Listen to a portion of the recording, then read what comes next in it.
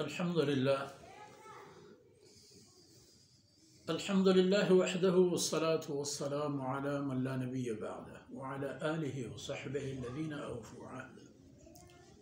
اللهم صل وسلم وبارك على سيدنا محمد وعلى آله وصحبه وخلفاء الراشدين المهديين أبي بكر وعمر وعثمان وعلي وعلى من تبعهم بإحسان.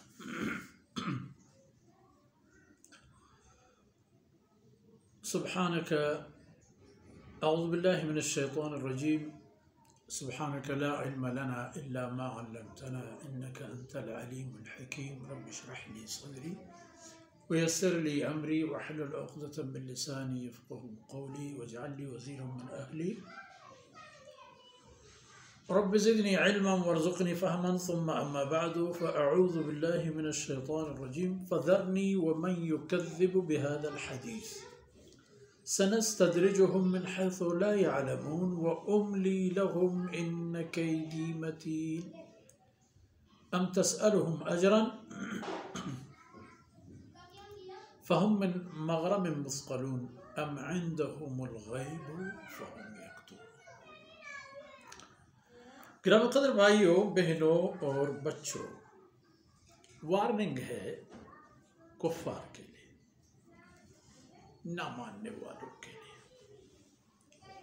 ابو جہلوں کے لیے اور ابو جہلوں کی طرح جتنے بھی اس فکر کے لوگ آئیں گے سب کے لیے. فرمایا حقائق یہاں تک تو ثابت ہو گئے، قیامت کا منظر بھی آ گیا، وہاں کی حالات بھی سامنے آ گئی، پھر بھی تو پھر جب یہ بات ہے کہ انہیں اپنی یہ برائی چھوڑنی نہیں، تو پھر ذرنی ومن یکذب بہذا الحدیث، اللہ کا اعلان، تو پھر اسے میرے حوالے کر دو، جانے دو اس کو، اور اس کا معاملہ میرے سپرد کر دو، چھوڑ دو مجھ پر، مجھے چھوڑ دو اور اس کو چھوڑ دو، میں کیسے نمٹ لیتا ہوں اس کے ساتھ. پھر تماشا دیکھو. فذرنی ومن یکذب بہذا الحدیث، مجھے چھوڑ دو اور اس آدمی کو بھی اس کے برے کرتوتوں پر چھوڑ دو. یکذب بہذا الحدیث، جو اس حقیقی بات کو ایک جھوٹ قرار دیتا ہے. دنیا سے اس سے بڑھ کر حقیقت ہے بھی نہیں، قرآن سے بڑھ کر کوئی حقیقت نہیں، ایک بات بھی قرآن کی ایسی نہیں جو قابل فہم حقیقت نہ ہو. پھر بھی یہ کہتا ہے یکذب ومن یکذب بہذا الحدیث، اور وہ بدبخت انسان اسی کلی حقیقت کو جٹلانے پر اترا ہے. تو پر رہنے دو. سنستدرجہم، اللہ فرماتے ہیں میں اس کو پکڑ لیتا ہوں، گرفت کر لیتا ہوں نرمی کے ساتھ، آہستہ آہستہ، اور چلتے چلتے پکڑ لیتا ہوں نرمی کے ساتھ. من حیث لا یعلمون، ایسی حالت، جگہ اور حیثیت کے مطابق انہیں پتہ ہی نہیں چل پاتا کہ ہم کیسے اس مصیبت میں گرفتار ہو گئے، یہ کہاں سے آئے. وَأُمْلِي لَهُمْ، اس دنیا میں ان کی جرائم پر، ان کی نحوستوں پر، ان کے گناہوں پر میں انہیں فوری گرفت نہیں کرتا، ان کو مہلت دیتا ہوں. اُمْلِي لَهُمْ، ان کو مہلت دیتا رہتا ہوں. لیکن ان کیدی متین، یہ جو میرا منصوبہ ہے، اللہ فرمائے یہ جو میرا منصوبہ ہے، میرا جو پلان ہے، متین، بہت محکم اور مضبوط قسم کی، اس سے پر یہ نہیں بچ پائیں گے، اس سے ان کی چھٹکارا مشکل نہیں، ممکن نہیں ہوگی. اس گرفت میں ان کا پڑنا اور گرفتار ہونا حتمی ہے. اور پھر آن حضرت صلی اللہ علیہ وسلم کی دلجوئی کے لیے اور امت کی تفہیم کے لیے یہ فرمایا جا رہا ہے،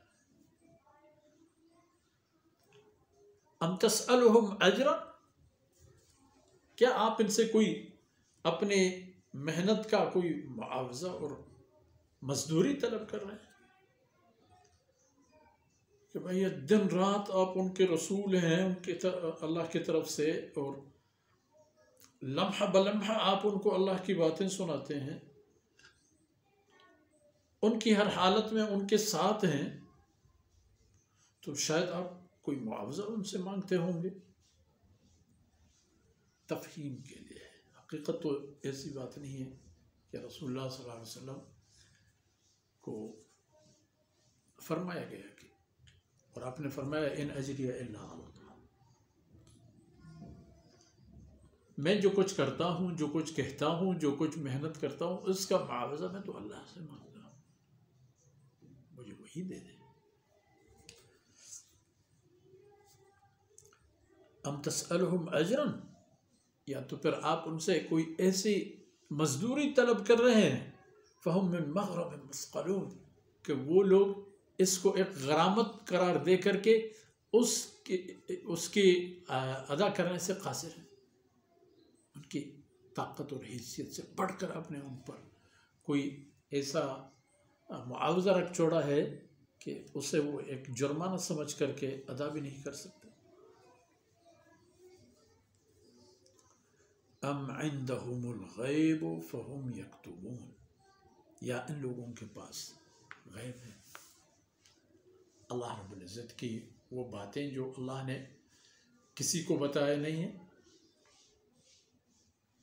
تو کیا ہے ان کے پاس اسی طرح کی کوئی بات یا اسی طرح کا کوئی سودا معاملہ، اسی طرح کی کوئی گارنٹی تضمین؟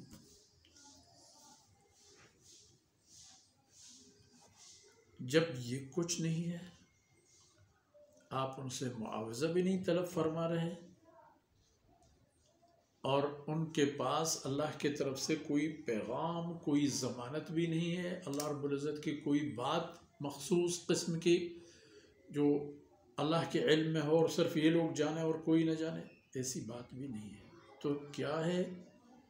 اگلی آیتوں میں وہ باتیں آ جائیں گی، اور چونکہ بات لمبی نہ ہو جائے، ان معروضات پر آج کی نشست کا اختتام کرتے ہیں، اس دعا کے ساتھ کہ اللہ رب العزت ہماری کوتاہیوں سے درگزر فرمائے، اور یہ لمحات دین و دنیا میں ہمارے اور ہمارے عزیزوں کے اور اس امت کے اور اس انسانیت کے کام آنے والی قیمتی چیزیں بن جائیں۔ وصلی اللہ علی نبینا محمد وعلی آلہ وصحبہ اجمعین۔